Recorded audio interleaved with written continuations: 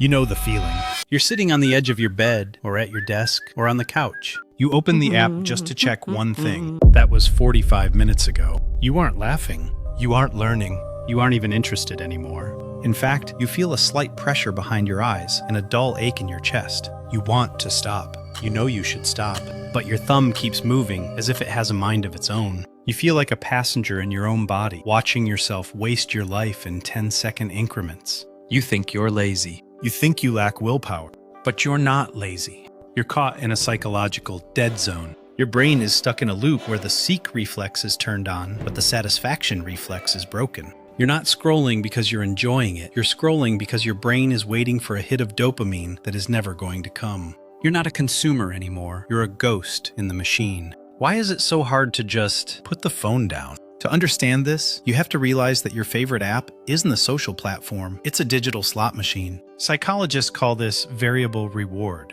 If every scroll gave you something amazing, you'd get bored. If every scroll gave you something boring, you'd stop. But because the hit is unpredictable, maybe it's a funny meme, maybe it's a shocking news story, maybe it's just a boring ad, your brain stays locked in a state of permanent anticipation. Your dopamine system wasn't designed for quote-unquote pleasure, it was designed for quote seeking. It's the hormone of more, not the hormone of enough. When you scroll for hours without enjoyment, you are caught in a dopamine loop. Your brain is convinced that the next swipe is the one that will finally make you feel satisfied. But the apps are designed to make sure that next never arrives. You aren't looking for content anymore. You're just pulling the lever, waiting for a jackpot that doesn't exist. You're not wasting time because you're weak. You're failing to quit a game that was rigged by neuroscientists to make sure you never leave. If you're scrolling through content you don't even like, you aren't looking for entertainment. You're looking for an anesthetic. Psychologists refer to this as cognitive offloading.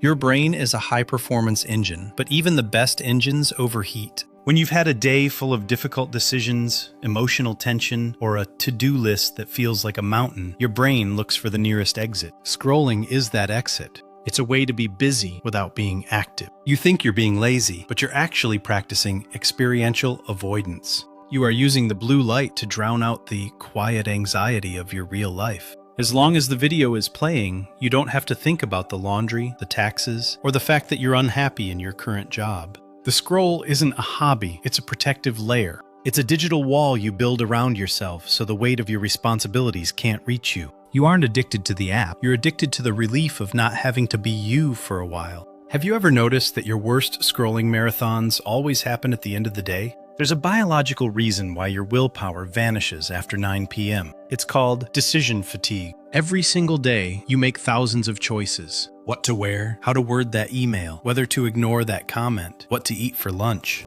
Each choice drains a tiny bit of your mental energy. By the time you get home, your prefrontal cortex, the part of your brain responsible for logic and self-control, is effectively offline. When you're in this state, you don't have the strength to choose a high-effort reward, like reading a book or going for a walk. Those things require active engagement. But scrolling? Scrolling is a low-effort reward. It's the path of least resistance. Your brain is too tired to stop, so it defaults to the easiest possible simulation of life. You aren't weak-willed, you're just mentally bankrupt. You're not choosing to scroll, you're simply too exhausted to choose anything else. There is a cruel irony in your scrolling. You are looking at hundreds of people, their vacations, their meals, their smiles, yet you've never felt more alone. Psychologists call this passive social consumption. When you engage in real conversation, your brain releases oxytocin, the bonding hormone. But when you scroll, you're just a spectator. You are getting the visual signal of connection without the chemical reward of belonging. It's like eating digital air. It fills your stomach for a second, but it leaves you starving for real nutrients. Even worse, your brain doesn't realize these are curated highlights. It compares your behind-the-scenes footage, the mess, the doubt, the boredom, to everyone else's greatest hits. This creates a state of social comparison anxiety. You feel less than, so you scroll more to find a distraction from that very feeling. You are trying to cure your loneliness with the very thing that is isolating you. You are trapped in a crowd of ghosts, and the more you look at them, the more invisible you feel in your own life. The loop only breaks when you realize that your attention is the most valuable currency you own. And right now, you're giving it away for free to people who don't even know your name. To stop, you have to embrace something that modern society is terrified of: boredom. Boredom is the quote-unquote reset button for your brain. It's the space where creativity is born and where your real self finally starts to speak. When you scroll, you are suffocating your own thoughts with the noise of others. You have to let the silence back in. Next time you catch yourself in the loop, don't fight it with willpower. Fight it with awareness. Ask yourself, what am I avoiding right now? Put the phone in another room. Let yourself feel the itch of boredom. Let your brain starve for a minute until it starts to look for real food, real books, real conversations, real rest. You aren't losing the world when you put the phone down. You are finally, after a long time, returning to yourself. The screen is a mirror that shows you nothing. Real life is a window. It's time to look out.